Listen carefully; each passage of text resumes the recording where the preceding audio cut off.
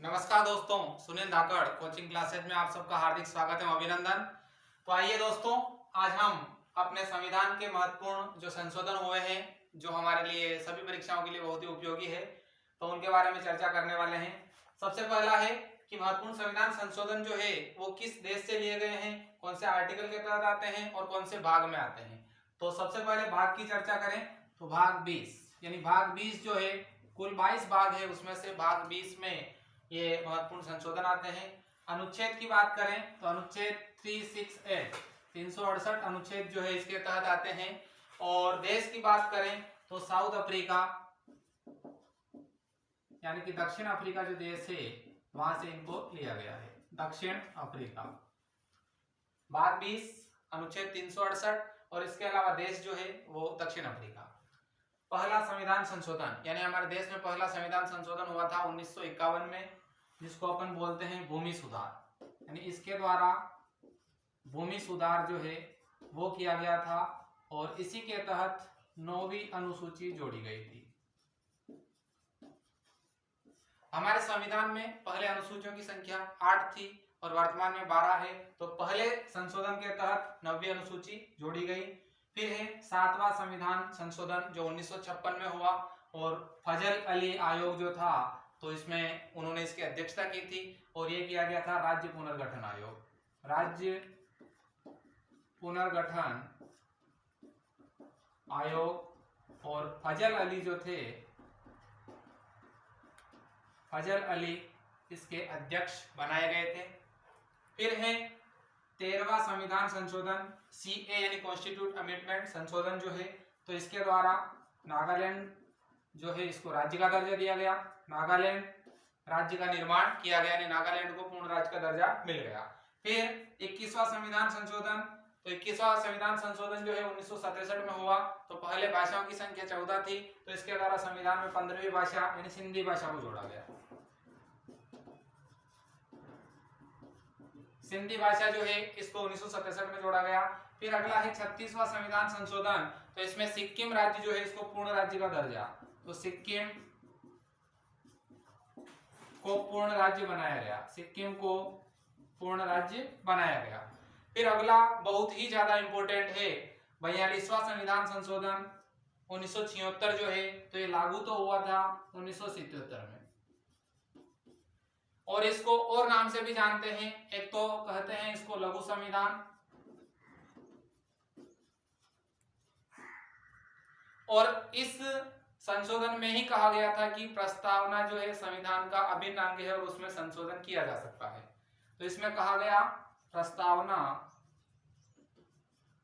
संविधान का अभिन्न अंग है और उसमें संशोधन जो है किया जा सकता है। तो पहली बार प्रस्तावना में संशोधन किया गया था, अब तक एक बार ही प्रस्तावना में संशोधन हुआ है और इसके द्वारा 3 शब्द जोड़े गए थे। 1976 वाला जो था इसमें 3 शब्द जोड़े, समाजवाद, पंथ निरपेक्षता और अखंडता। और इसी की बात करें तो इस संशोधन के द्वारा ही अपने पहले मौलिक कर्तव्य नहीं थे, यानी मूल संविधान में 0 थे, तो 10 मौलिक कर्तव्य जोड़े गए थे, 10 मौलिक कर्तव्य जोड़े गए और उन 10 मौलिक कर्तव्यों को भाग 4 ए में रखा गया, यानी भाग 4 जो है उसके ए वाले पार्ट में इसको रखा गया, यानी कि भाग 4 जो है उसमें अपने 36 से 51 जो है वो नीति निर्देशक तत्व आ रहे हैं, तो उसके बाद इसको जोड़ा गया है। फिर है 44वां संविधान संशोधन, तो अपन जानते हैं कि पहले संपत्ति का जो अधिकार हुआ करता था वो मौलिक अधिकार था, तो उसको मौलिक अधिकार से हटाकर विधिक अधिकार, संपत्ति के अधिकार को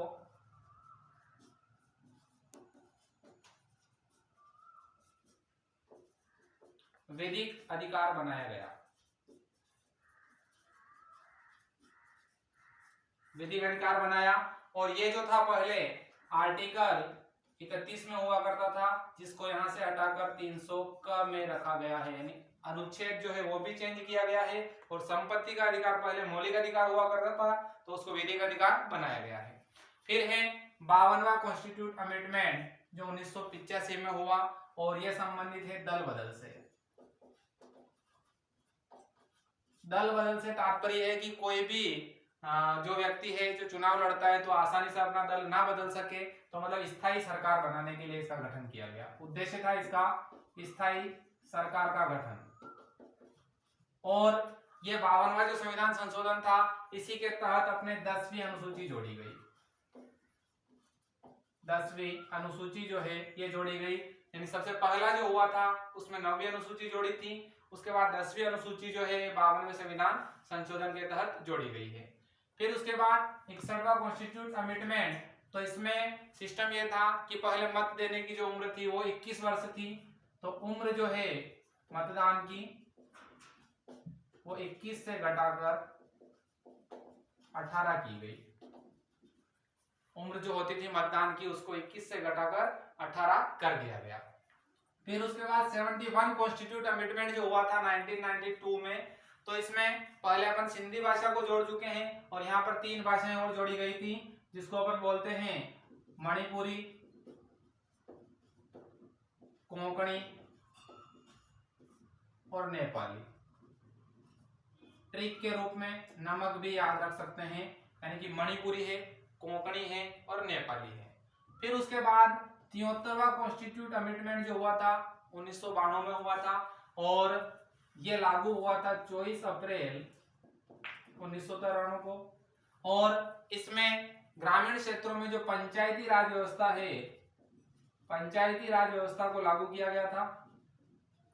और पंचायती राज व्यवस्था को जब लागू किया गया था तो इसको 11वीं अनुसूची के रूप में जोड़ा गया, यानी 11वीं अनुसूची। और इसमें से प्रश्न पूछा जाता है कि 11वीं जो अनुसूची यानी पंचायती राज जो विषय है उसमें कितने विषय आते हैं, तो इसमें 29 विषय आते हैं। 11वीं अनुसूची जो है उसमें 29 विषय आते हैं। और उसके बाद है अपना 74 कॉन्स्टिट्यूट अमेंडमेंट जो 1992 में लागू हुआ और इसके द्वारा अपने शहरी शासन व्यवस्था के बारे में बताया गया है। शहरी शासन व्यवस्था, तो शहरी शासन व्यवस्था जो है इसके बारे में बताया गया है और इसको 12वीं अनुसूची के रूप में जोड़ा है। 12वीं अनुसूची के रूप में जोड़ा है। तो उस सूची में अपने पास विषय थे 29 और 12वीं अनुसूची में अपने पास विषय होंगे 18 विषय। फिर उसके बाद 86वां संविधान संशोधन जो 2002 में आया था, ये शिक्षा से संबंधित है। शिक्षा से संबंधित है, यानी कि 6 से 14 वर्ष के जो बालक होते हैं, बालक बालिकाएं, उन सब के लिए निःशुल्क और अनिवार्य शिक्षा। और अनुच्छेद की बात करें तो ये अनुच्छेद 21A जो है उसमें इसको जोड़ा गया है, आर्टिकल 21A। और ये 6 से 14 वर्ष जो है इनके लिए पूर्ण रूप से निःशुल्क शिक्षा जो है उसका प्रावधान किया गया है।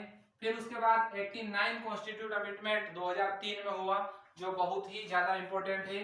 और इसमें अनुच्छेद 338 में पहले लिखा हुआ था राष्ट्रीय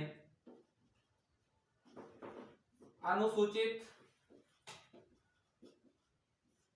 जाति आयोग, यानी कि पहले जो काम करता था ये राष्ट्रीय अनुसूचित जाति आयोग के रूप में काम करता था। और फिर यहाँ पर एक नया आर्टिकल जोड़ा गया 338A, तो यहाँ पर जोड़ा गया राष्ट्रीय अनुसूचित जनजाति, यानी कि अनुसूचित जाति पहले थी, उसके बाद जनजाति आयोग जो है उसको यहाँ पर गठित किया गया है। फिर 91 कॉन्स्टिट्यूट अमेंडमेंट जो है ये भी बहुत ज्यादा इंपॉर्टेंट है। इसमें कहा गया है कि मंत्री परिषद जो होगी, मंत्री परिषद जो होगी यानी कि लोकसभा है मान लो, तो लोकसभा के सदस्यों का 15% होगी। कितने परसेंट होगी? 15%, जिसमें प्रधानमंत्री जो है वो भी शामिल हो जाएगा। एक विधानसभा की बात करेंगे तो उसमें भी जो सदस्य होंगे वो 15% होंगे, तो यानी 200 सीटें हैं, 200 के 15% यानी 30 सदस्य होंगे मुख्यमंत्री समेत राजस्थान में। तो कुछ इंपोर्टेंट संशोधन थे और बाकी का इसका दूसरा पार्ट जो है वो आगे जो बच रहा है वो भी बहुत जल्द लाया जाएगा। तो इसमें इंपोर्टेंट है, देखो पहला संविधान संशोधन 1951 वाला भूमि सुधार से संबंधित है, 9वीं अनुसूची। फिर 7वां संविधान संशोधन जो है राज्य पुनर्गठन आयोग, फजल अली इसके अध्यक्ष थे। फिर 13वां संविधान संशोधन नागालैंड को पूर्ण राज्य का दर्जा दिया गया। फिर 21वां संविधान संशोधन सिंधी भाषा जो है उसको 8वीं अनुसूची में जोड़ा गया है। फिर 36वां संशोधन जो है उसमें सिक्किम को पूर्ण राज्य का दर्जा है।